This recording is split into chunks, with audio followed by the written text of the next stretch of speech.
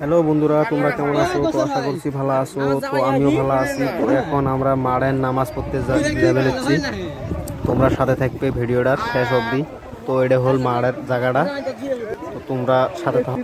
এটা first time আমাদের মাড়ের জায়গাটা ভিডিও বানাবে নিচ্ছি, তো তোমরা সাপোর্ট করবে আর শেষ অবধি দেখবে।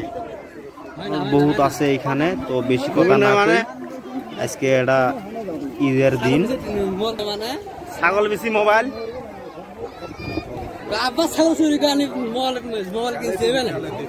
দেখা যায় না মানে